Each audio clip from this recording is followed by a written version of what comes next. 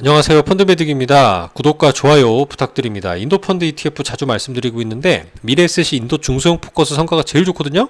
그런데 오히려 중소형주 조심하자고 하는 게 이번 달에 상당히 흥미로운 부분인 것 같아서 오늘 영상에서 말씀을 드려보겠습니다. 코덱스 인도 니프티 50 ETF도 있고요. 우리 프랭클린 인디아 언해지형 주식 펀드 세 가지를 올해는 좀 좋게 보고 있습니다. 한 달 동안 7% 가까운 상승을 보여주고 있고요. 선거 때문에 좀 변동성이 있었지만 결국은 이제 집권당이 승리하면서 반등에 성공했다.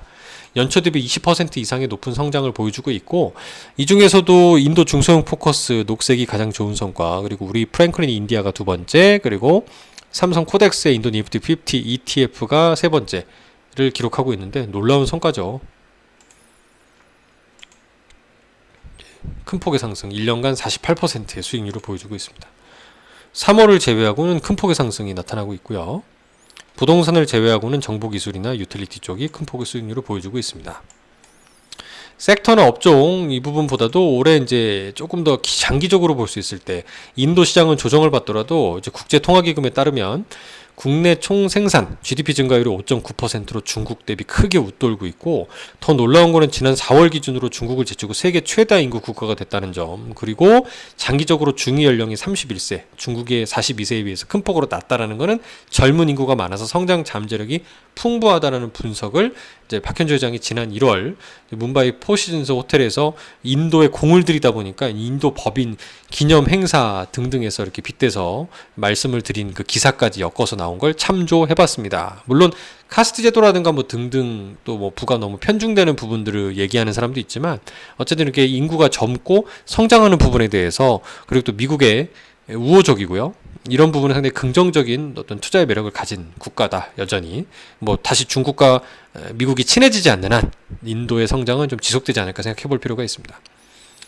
이제 특징적인 부분은 인도 니프티 50 기준으로 이제 선거로 인해서 6% 하락했다가 반등했다는 거, 그리고 정책의 연속성이 기대되기 때문에 투자자들은 안심을 했다라는 거, 그리고 잠재적 정책 지원, 이제 농촌에 대한 지원이 얼마큼 이루어지는지가 좀 주목을 받고 있는데, 이제 예산안에 주목한다는 거죠. 그렇게 되면 돈이 농촌으로 쏠리면서 그 농촌에서 소비를 활발하게 할 것이고, 소비재 섹터의 긍정적 수익이 기대되지 않느냐라고 이제 이어지는 부분입니다. 그래서 최근 ETF 신상품으로 이제 인도의 소비 시장에 주목하는 ETF가 출시되는 것도 감안해 보면 이런 연장이지 않을까 생각이 됩니다.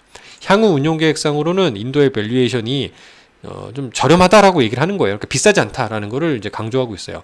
2025년까지 땡긴 기준으로 21배, 2026년 수익까지 이제 할인을 했을 때 18.5배 정도라고 하고, 매년 현재 지금 16%가량 성장하고 있다는 걸 감안해 보면 이제 합리적이라고 판단하고 있다네요. 숫자가 맞았지 않더라도 어쨌든 뭐 이렇게 16% 성장하는데 18배 정도 된다고 보니까 뭐 괜찮은 거 아니냐 라고 보는 거죠. 제가 차트를 좀 가지고 보여드리면 좀 더 쉬울 텐데, 그럼 다음 시간 등등 한번 소개해 드려보도록 할게요.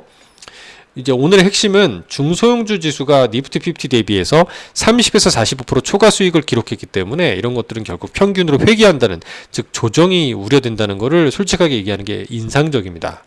그래서 하반기에는 이제 농촌으로 확실히 예산안이 조금 그 지원책들이 발표되느냐, 그리고 유가가 너무 급등하지 않느냐, 이게 이제 조정의 재료가 되는 거거든요. 인도는 이제 원유를 수입하는 국가이기 때문에 그렇고요.